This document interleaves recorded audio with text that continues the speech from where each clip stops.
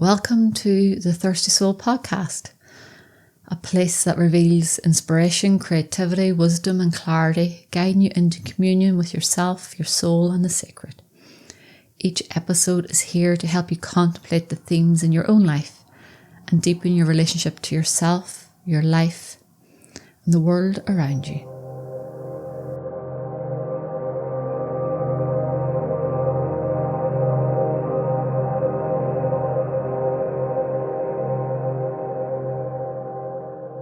Welcome to this week's episode of The Thirsty Soul.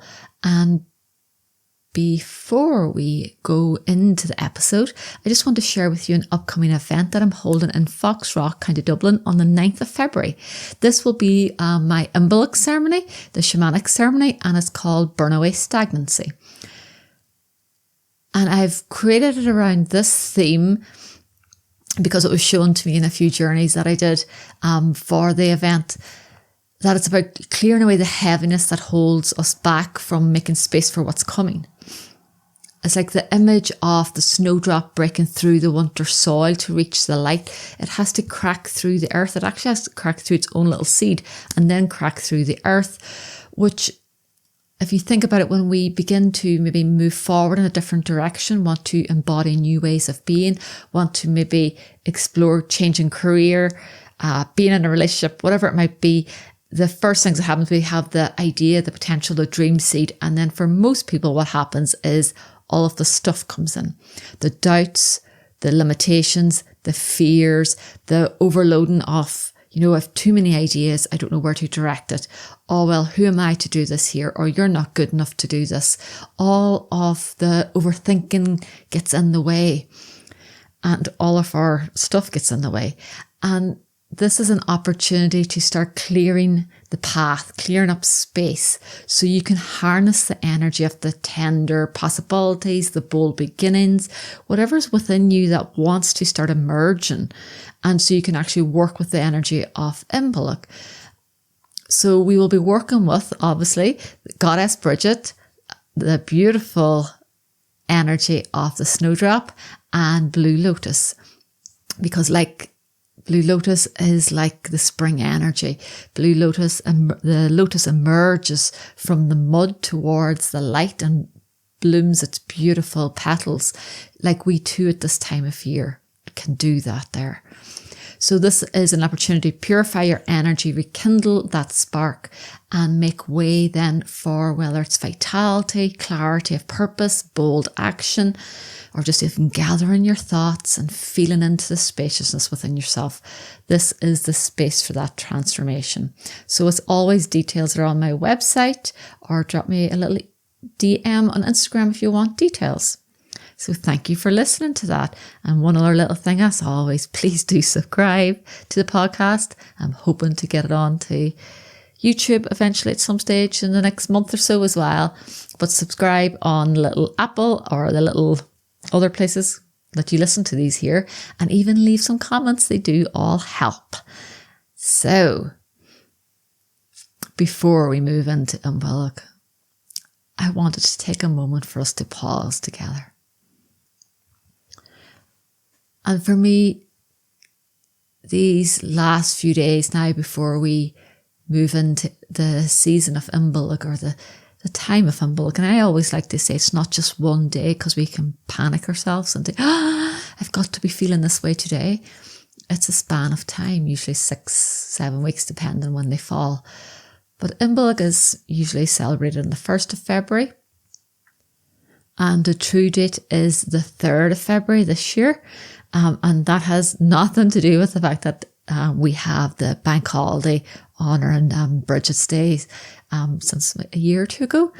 It's just where falls the actual true date of it. So we have this period, not just in those couple of days, but you'll find that there's lots of celebrations for Bridget's Day around then and Imbolc. But we have this period of time from Imbolc up to spring equinox, where we have, of course, this calling out, moving out gently with ease, which I'll go into more in the next podcast. But I want us to have these short moments to consider the days before that threshold. It's like, the way I describe it, Do you know the last few sips, especially that first, well, for me, it's the first cup of tea in the morning. The last few sips of that cup of tea. And I really savour it.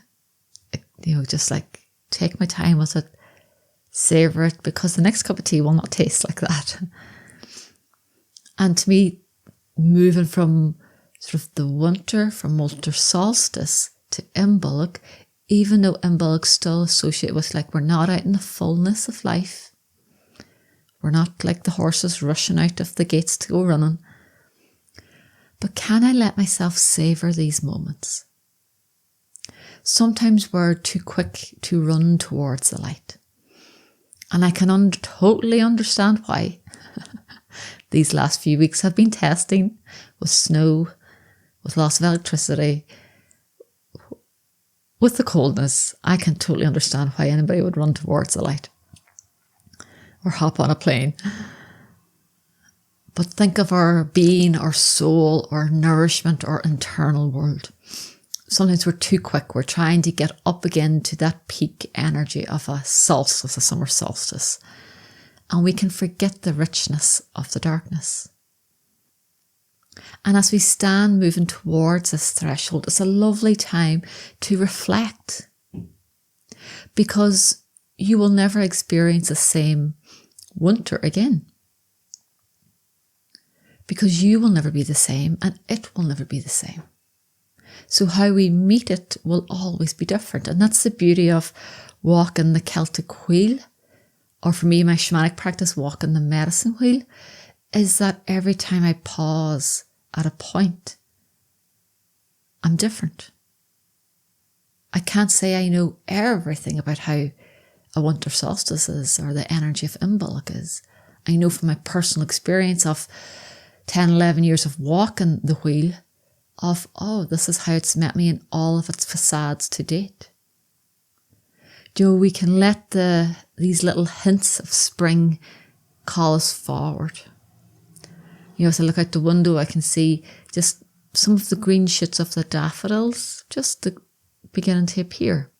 And another path that I drive down, the snowdrops have emerged outside a little house that I always keep an eye on, because that's when I know, okay, we're moving. We're moving in the direction of some light here.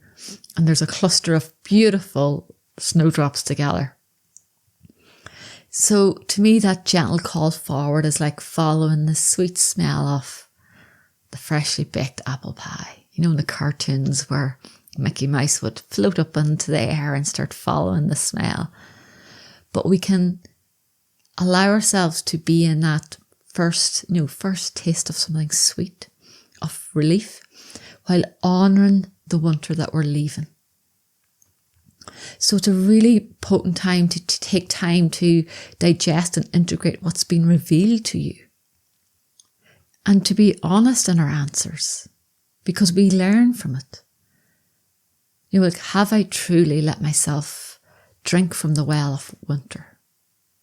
Have I truly let myself wintered? And we may think that means I had to be, you have to be locked up in your house 24/7, sitting with a candle and the blankets on you, reading a book. We'll have the stereotypes of what that looked like.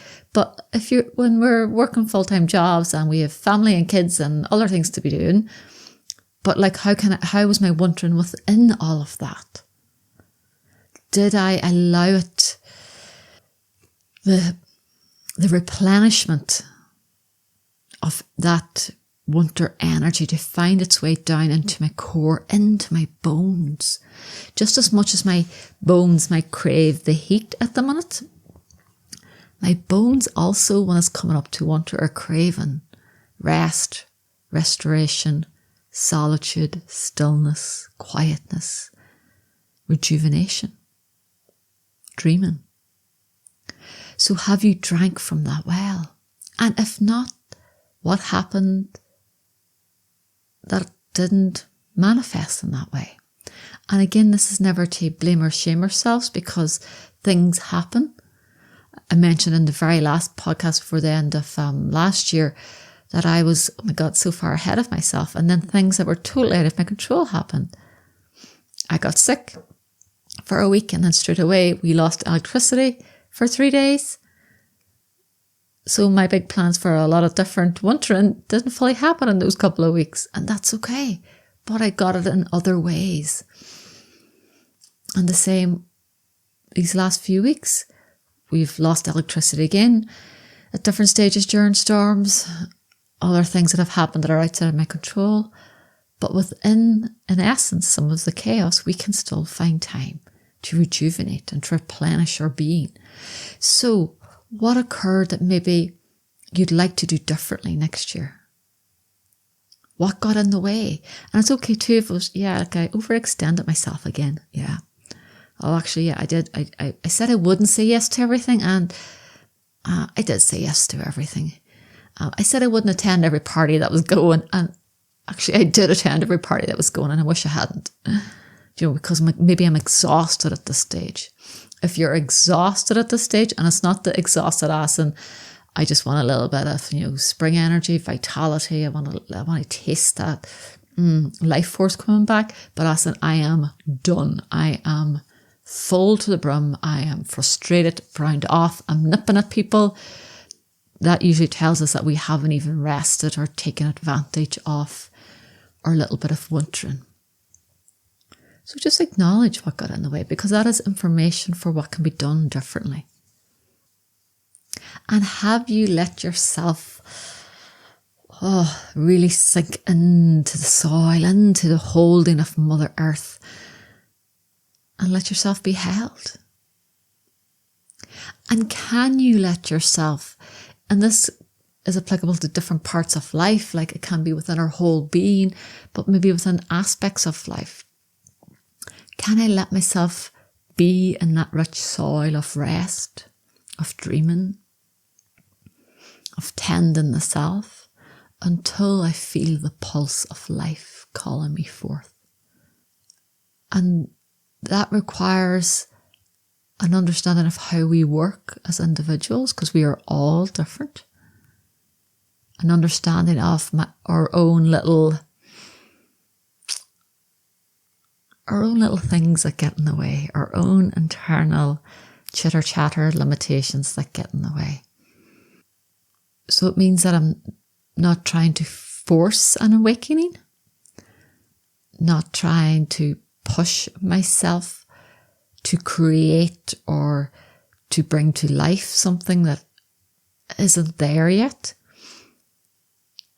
And just because we're moving towards Imbolc, it's to have an understanding of really truly what season you are in different parts of your life, because then you can work with them. But as I said, we also know how to trick ourselves the best way. So we might go, oh yeah, no, I don't really feel that pulse because I'm a little bit afraid. I don't really want to start that there. I do want to start it, but I don't want to start it. Part of me does, but another part doesn't. Where we're tricking ourselves to believing, we're not feeling that call outwards. We're not feeling that desire to emerge. So did you let yourself be held by the earth? And how did it feel to rest deeply in her arms? And did you surrender to winter? Or did she have to pull you in, drag you by your hair into the hibernation cave, into the cocoon? Or maybe she tried to get you in, and still you did not cross the doorway of the cave.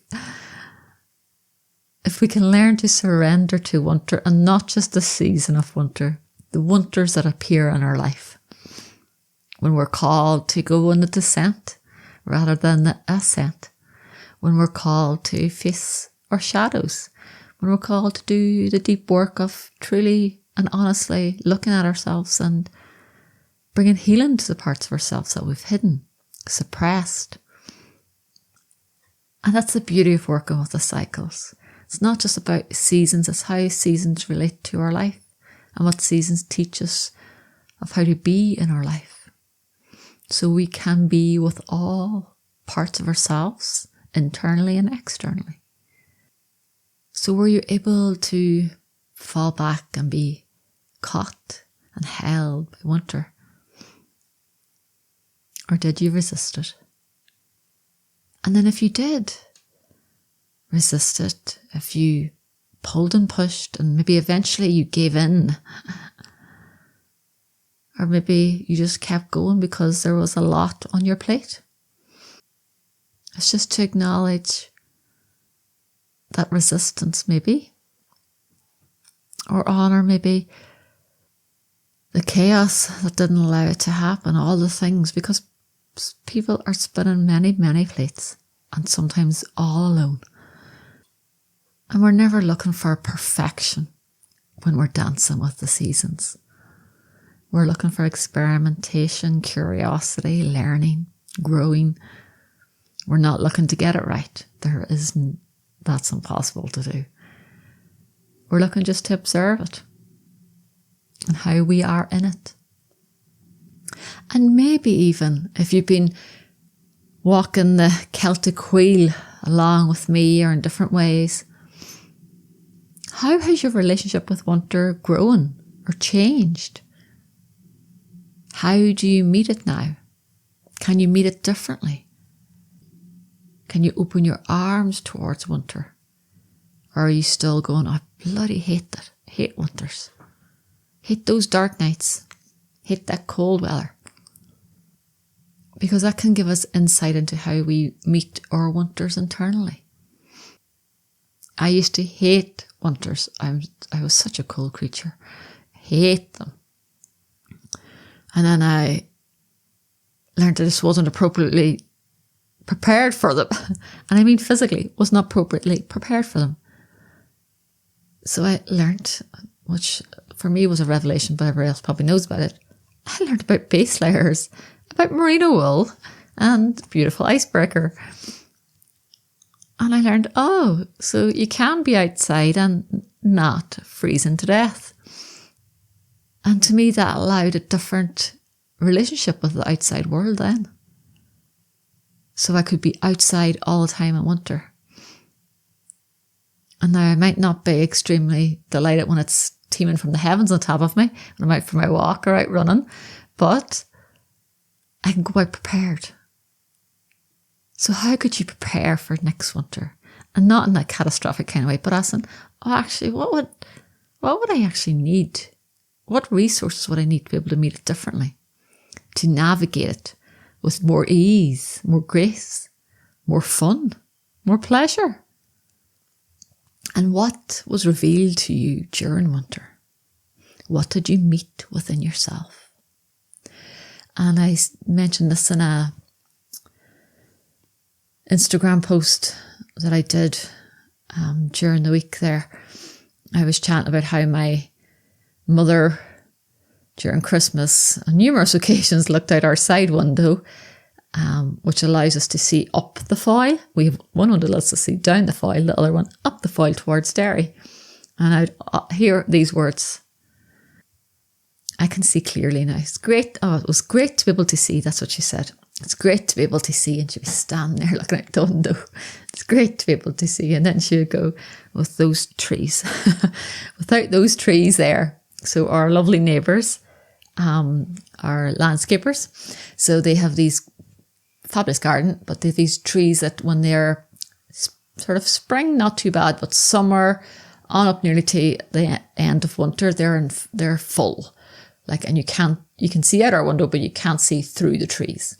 So you can't see up the foyle.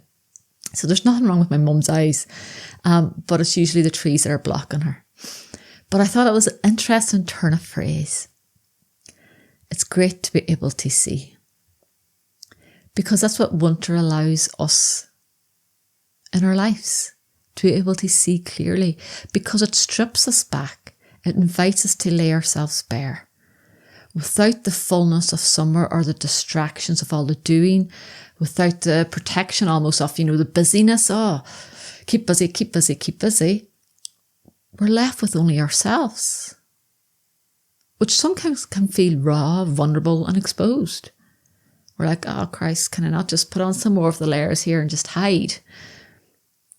And we get to really see our tender hearts, or maybe our tired bodies, our inner child, the quiet truths that we hold within us, the dreams, the parts of us that can easily go unnoticed as we rush through life.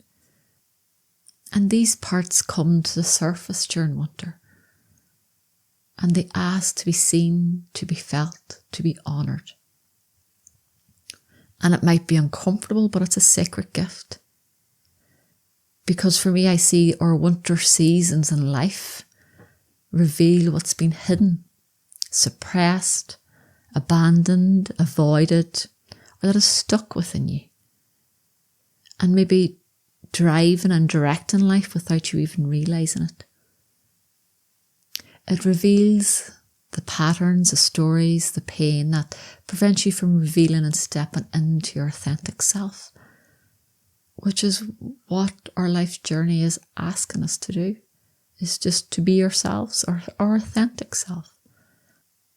And that isn't about how we look or how we appear or what we do. It's just in ourselves knowing, yeah, I am me, like, without all the layers of what society, family, lineage, and etc. wants us to be.